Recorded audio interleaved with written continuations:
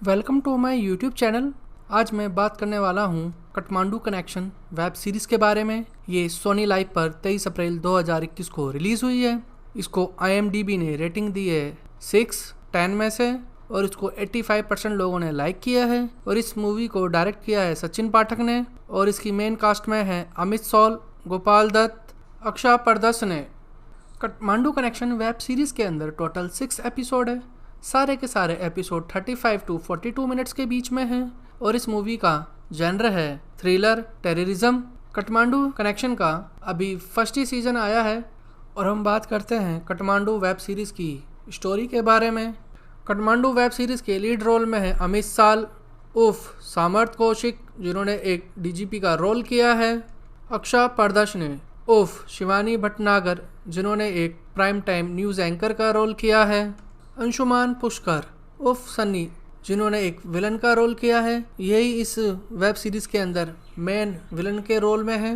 Web series की starting होती है एक एनकाउंटर से, जिसके अंदर DGP सामर्थ कौशिक 2 लड़कों का एनकाउंटर कर देता है। एनकाउंटर करने के बाद उसको सरकार की तरफ से मेडल और प्रमोशन मिलता है। इसके बाद उसका एक्सक्लूसिव इंटरव्यू शिवानी भटनागर लेती है और DGP की मुलाकात शिवानी भटनागर से होती है और उन दोनों के बीच में अच्छी फ्रेंडशिप हो जाती है। फ्रेंडशिप होने के बाद दोनों एक दूसरे को बहुत ही अच्छी तरह से जानने लगते हैं। इसी बीच क्या होता है, कोई ब्लैंक कॉल करता है शिवानी भटनागर को, कभी उसके स्टूडियो में कभी उसके घर में। तो वो DGP से कहती है कि कोई मुझे बहुत सारे ब्लैंक कॉल कर रहा है, 2-3 दिन से परेशान कर रहा है। तो DGP कहता है ठीक है, उसका नंबर दे दो, हम उसको पता लगवाते हैं कौन है ये। DGP जब नंबरों का पता लगवाता है तो उसे पता चलता है कि ये नंबर तो काठमांडू से है। तो वो इंक्वायरी करने के लिए काठमांडू चला जाता है अपने 2 जूनियर कलीग के साथ।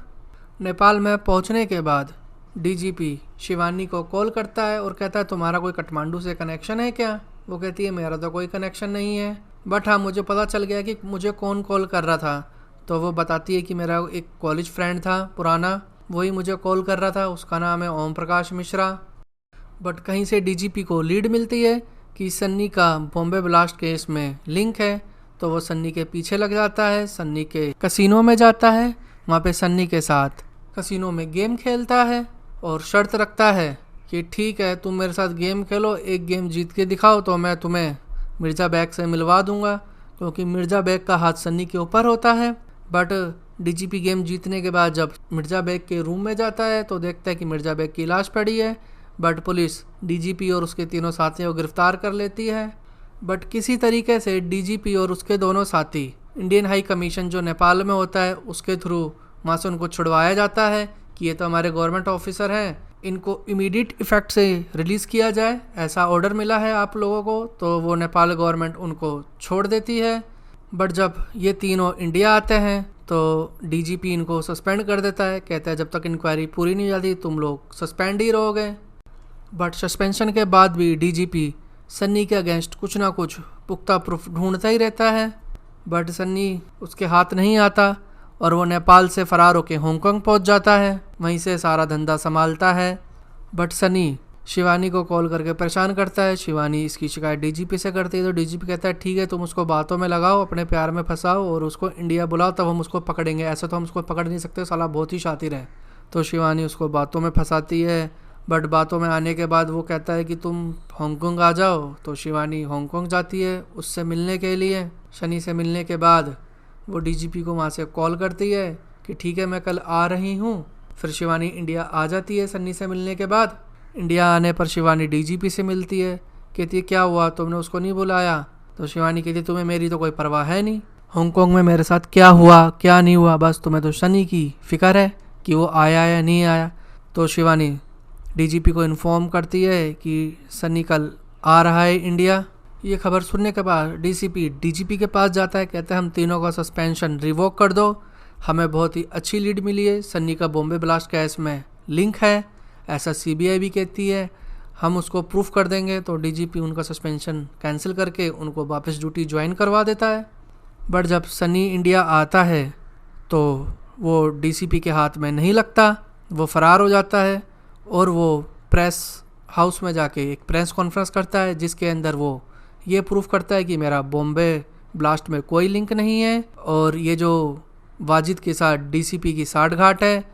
इस तरह का वो प्रूफ मीडिया के सामने रखता है तो डीजीपी फिर गुस्से में आ जाता है और डीसीपी को अरेस्ट करने और उस पर टेररिस्ट से साठगांठ करने के केस में उसको अंदर कर देता है और डीसीपी के ऊपर सीबीआई इंक्वायरी बिठा देता है, क्योंकि सन्नी ऐसा प्रेस कॉन्फ्रेंस में कहता है कि आपका जो डीसीपी है उसी के सपोर्ट से सारे टेररिस्ट अटैक हुए थे।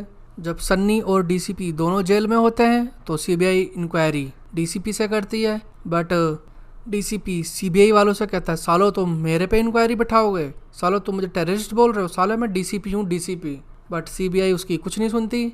बट फिर बाद में सीबीआई वाले डीसीपी से कहते हैं कि सन्नी सिर्फ तेरे से ही बात करना चाहता है, जा तो उससे जाके मिल और उससे बात करो क्या कह रहा है।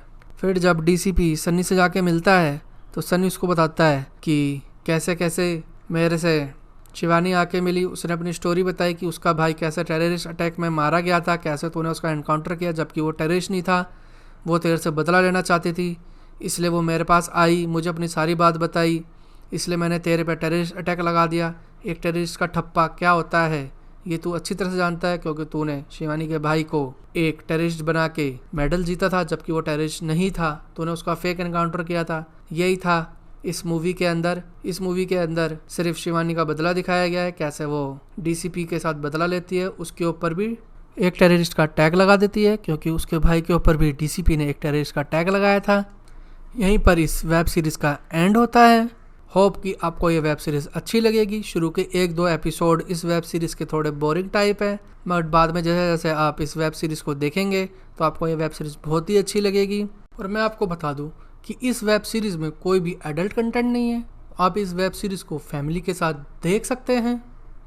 होप कि आपको मेरा ये वीडियो पसंद आया है तो मेरे चैनल को आप सब्सक्राइब कीजिए, वीडियो को लाइक करें एंड वीडियो को शेयर करें।